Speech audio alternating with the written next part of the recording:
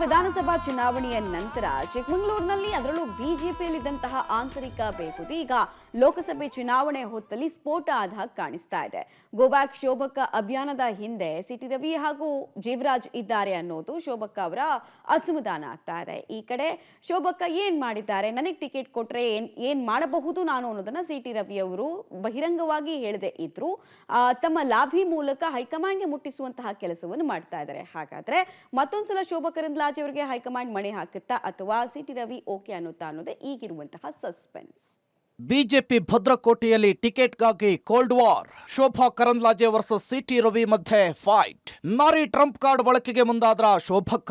ಲೋಕಸಭಾ ಅಖಾಡ ರಂಗೇರಿದೆ. ಬಿಜೆಪಿಯ ಭದ್ರಕೋಟೆ ಚಿಕ್ಕಮಗಳೂರಿನಲ್ಲಿ ಟಿಕೆಟ್ಗಾಗಿ ಕೋಲ್ಡ್ ವಾರ್ ಶುರುವಾಗಿದೆ. ಉಡುಪಿ ಚಿಕ್ಕಮಗಳೂರು ಲೋಕಸಭಾ ಟಿಕೆಟ್ಗಾಗಿ ಶೋಭಾ ಕರಂದ್ಲಾಜೆ ವರ್ಸಸ್ ಸಿಟಿ ರವಿ ಮಧ್ಯೆ ಫೈಟ್ ತಾರಕಕ್ಕೇರಿದ್ದು ನಾರಿ ಟ್ರಂಪ್ ಕಾರ್ಡ್ ಬಳಕೆಗೆ ಶೋಭಾ ಕರಂದ್ಲಾಜೆ ಮುಂದಾಗಿದ್ದಾರೆ. ಆದರೆ ಕಾರ್ಯಕರ್ತರು ಮಾತ್ರ ಶೋಭಕ್ಕನಿಗೆ ಟಿಕೆಟ್ ಕೊಟ್ಟರೆ ಸೋಲು ಖಚಿತ, ಲಕ್ಷ ನೋಟಾ ಓಟು ಉಚಿತ ಎಂಬ ಅಭಿಯಾನವನ್ನು ಮುಂದುವರೆಸಿದ್ದಾರೆ. ಆದರೆ ಕಾರ್ಯಕರ್ತರ ವಿರೋಧದ ಮಧ್ಯೆಯೂ ಕೂಡ ಯಡಿಯೂರಪ್ಪ ಶೋಭಾ ಕರಂದ್ಲಾಜೆ ಬೆನ್ನಿಗೆ ನಿಂತು ಪರೋಕ್ಷವಾಗಿಯೇ ಅವರೇ ಅಭ್ಯರ್ಥಿ ಅಂತೇಳಿ ಭವಿಷ್ಯ ನುಡಿದಿರೋದು ಬಿಜೆಪಿಯೊಳಗೆ ಮತ್ತೊಂದಿಷ್ಟು ಅಸಮಾಧಾನಕ್ಕೆ ಕಾರಣವಾಗಿದೆ.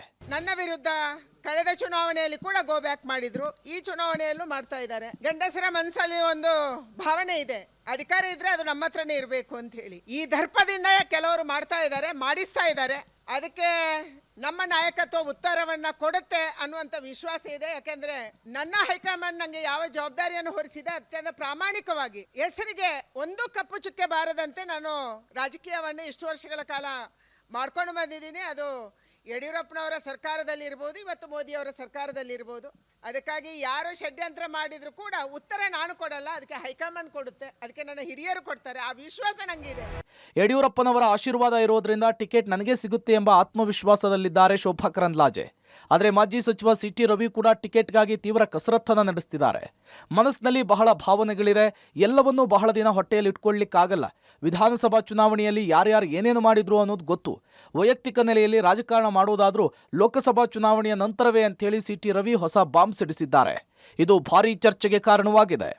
ನನ್ನ ಮನಸ್ಸಿನ ಒಳಗೆ ಬಹಳ ಭಾವನೆಗಳಿದ್ದಾವೆ, ಹೇಳೋಕ್ಕೂ ಬಹಳ ಇದೆ. ಮೋದಿಯವರು ಮತ್ತೊಮ್ಮೆ 3ನೇ ಬಾರಿ ಪ್ರಧಾನಿಯಾಗಬೇಕು. ರಾಷ್ಟ್ರಹಿತದ ಕಾರಣಕ್ಕೆ, ರಾಷ್ಟ್ರಹಿತ ಮತ್ತು ಪಕ್ಷ ಹಿತದ ಕಾರಣಕ್ಕೆ ಬಹಳ ಸಂಗತಿಗಳನ್ನು ನುಂಗಿಕೊಳ್ಬೇಕಾಗತ್ತೆ, ನುಂಗ್ಕೊಂಡಿದ್ದೇವೆ.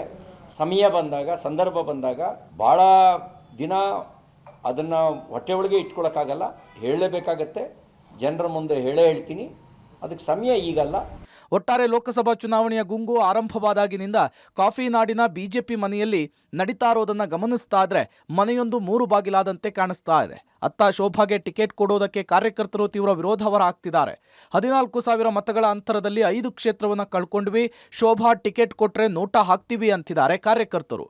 ಇವರ ಈ ರಾಜಕೀಯ ಒಳಜಗಳದಿಂದ 5 MLA ಸೀಟ್ಗಳನ್ನು ಕಳ್ಕೊಂಡ್ರು. ಹೀಗೆ ಮಾಡಿಕೊಂಡು ಲೋಕಕ್ಷೇತ್ರವನ್ನು ಕಳೆದುಕೊಳ್ತಾರಾ ಅನ್ನುವಂತಹ ಆತಂಕ ಪ್ರಾಮಾಣಿಕ ಕಾರ್ಯಕರ್ತರದ್ದು. Narayanagowda, public TV, Chikkamagaluru.